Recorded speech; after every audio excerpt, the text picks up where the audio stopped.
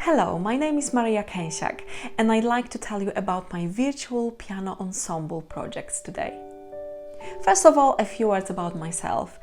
I'm a piano teacher based in Lancashire, leading a private studio as well as teaching in a local music school.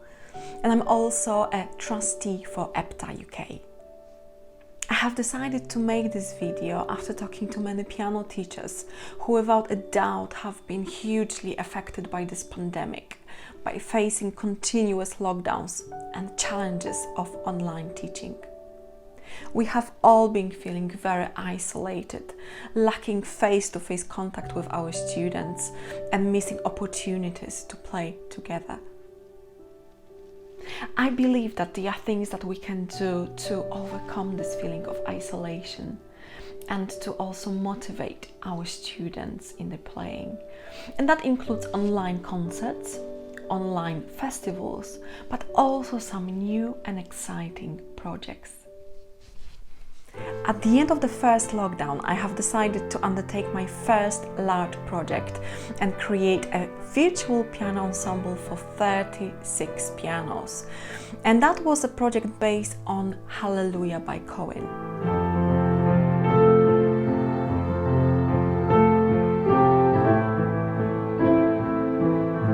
My principal aim in this project was to create a sense of excitement and sense of unity among my students who are often struggling in lockdowns.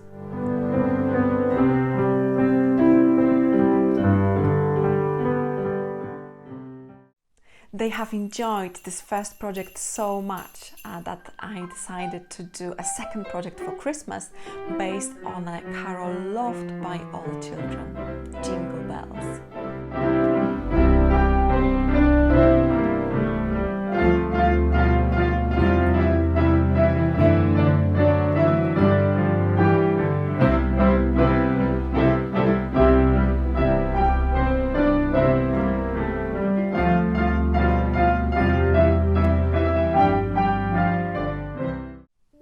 Let me talk about the preparation for both of these projects now. First thing I had to do, of course, was choosing the right song. And knowing that Hallelujah was a very popular song among some of my students who are preparing it for the exams. And also knowing that this song could be easily arranged for different levels, from early beginners to advanced players, I decided that this would be the right choice. First of all, I had to split my students into 5 different levels and write arrangements. In our Hallelujah project, we had 3 different sections: the beginning, middle part and the end part. And each of my students would get one of those parts at appropriate level for them. In our Jingle Bells project, however, you could see most of my students playing throughout the whole song. So that was a different approach. I would also like to emphasize that setting the right timescale for this kind of projects is very important, because we have to give our students enough time to learn their parts well, especially the rhythm, because that's so important when we want to synchronize with other players. Now, to assure this kind of accuracy, I provided each of my students with my video recording as well as audio recording of the part, and I asked them to practice playing along with my audio tracks and trying to synchronize as much as possible. This audio track would be also used for the recording itself. While recording all these parts, I used a metronome on my headphones to make sure that all my students are playing at exactly the same time throughout the whole song. At this stage of the project, it is very important to have a written consent from parents, allowing us to use the children's videos, which would be potentially shared on YouTube or social media. When it came to the recording itself, I had to check that all of my students had the right equipment. So that includes the piano, of course, but what's important, we had to check if it was tuned to 440 Hz, the music, a device with a downloaded audio track from me for playing along, headphones connected to that device, and also a recording device set in a landscape mode and positioned in the right place. So ideally on the side of the piano, not below the piano or behind the player. It is also good to consider a dress code in such projects. In our Hallelujah project, I gave my students a freedom in choosing their outfits, but I did ask for a smarter look. But in our Jingle Bells project, I wanted it to be very colorful, very festive. So I asked my students to wear the Christmas jumpers and whatever Christmassy they had at home. The final result was very festive indeed.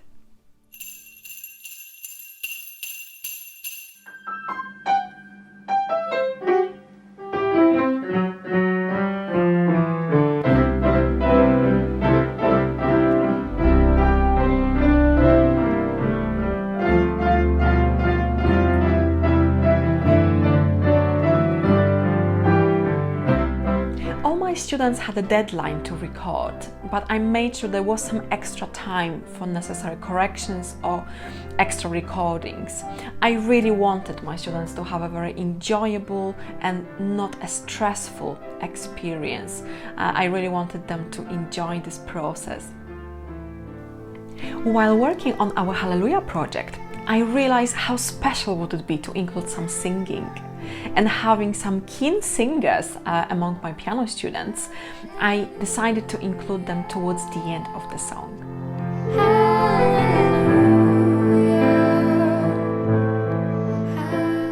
In our Jingle Bells project, we not only included 35 pianos, but we also had some singing and other instruments, including guitars, violin, cello, and some brass instruments.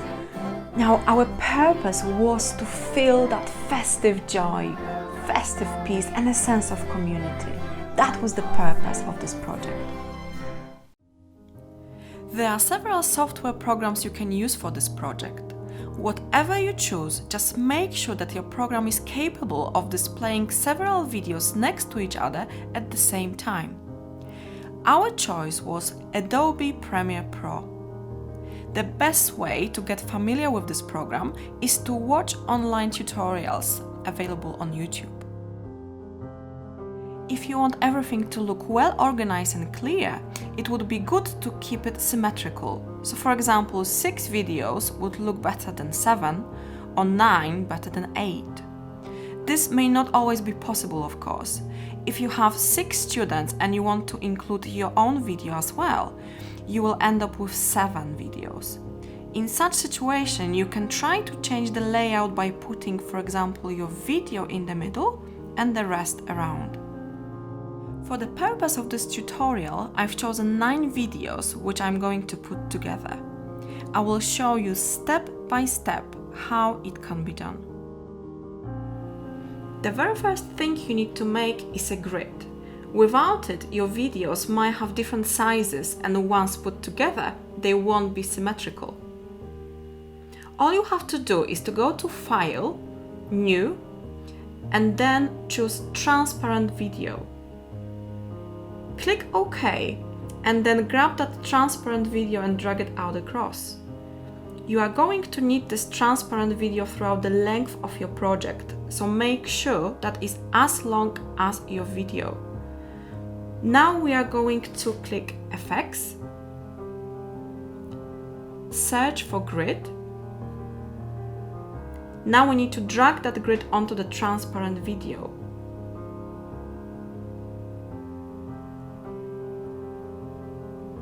For now, choose a black color, otherwise you won't be able to see your grid. Choose width and height sliders.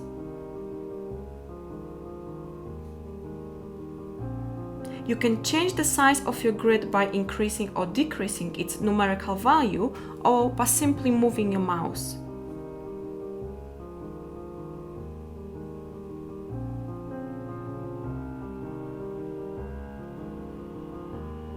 You can also choose if you want to have some borders between your videos. You can change the size and colors.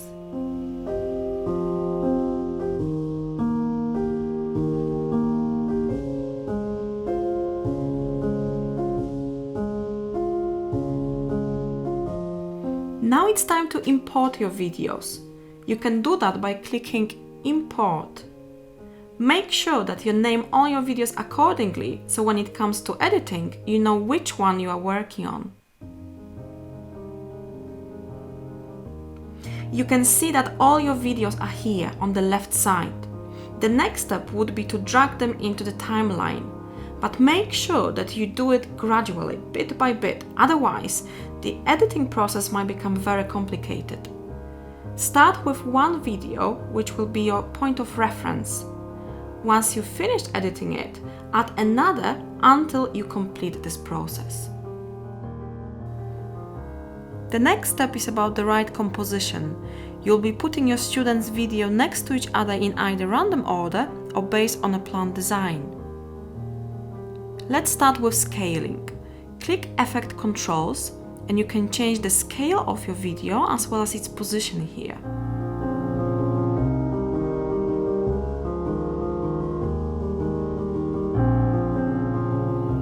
You can also crop your videos by clicking Effects and then typing Crop in the right top corner. Drag crop onto your file and then click Effect Controls, and now you can see the crop function at the bottom of this box. And by putting the right percentage, you can crop the left, top, right and bottom side of your video.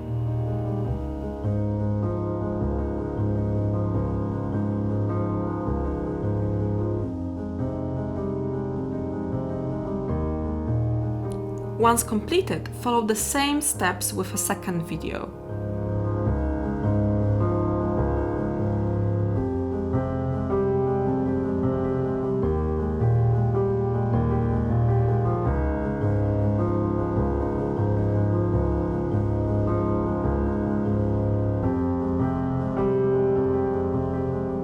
Before you go any further, you need to make sure that all your videos are displayed correctly, that they are trimmed and that there are no delays between individual students. To do that, you would need to choose one video which would be your point of reference. It might be your own video or your audio track which you pre-recorded and sent to your students. The easiest way of doing that is to compare the audio tracks. Let's start with trimming. There are a few ways of doing that. I'm going to show you the safest way, which means that you will always be able to go back to the previous version if anything goes wrong. Your students will probably record themselves with a few seconds of unnecessary silence. You will need to cut that. This is how you do it. You click your video, you find your starting point, and then you drag in the video. The same applies to the end of the track.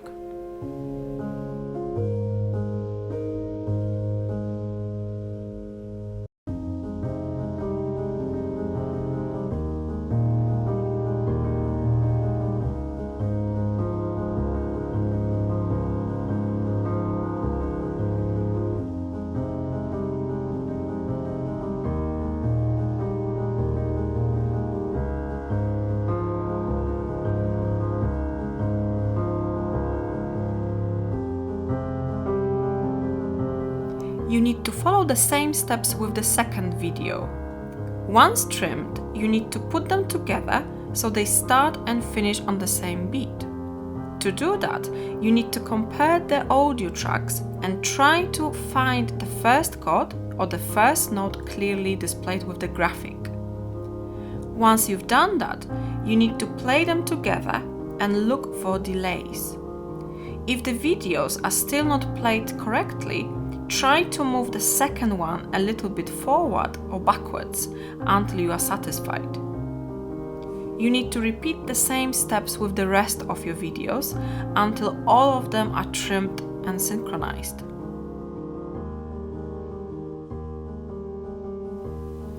Now it's time to adjust the audio balance. You can control the volume of all of your tracks by mixer sliders. Make sure that none of your tracks reach the red line. Otherwise, the final effect might be very disappointing. The last thing you need to do is to generate your video file. I am sure you are aware that there are various types of video files. Adobe Premiere Pro gives you many options to choose from. I assume that you might want to share your production on social media, therefore make sure that you choose the right format. I am going to show you how to choose the one for YouTube. Please be aware that generating your final video file might take a long time.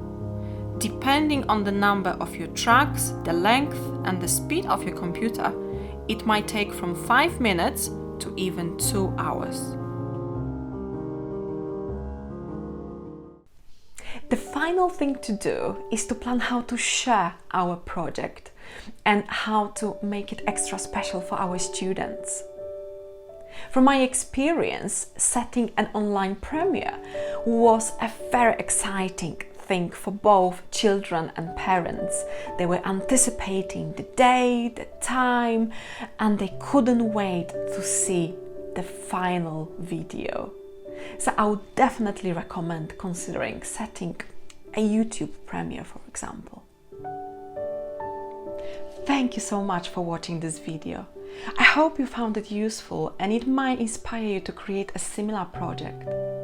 There are still so many restrictions around us, so we need new ideas, new projects, something to keep us motivated. And within our wonderful EPTA UK community, we know that we are not alone.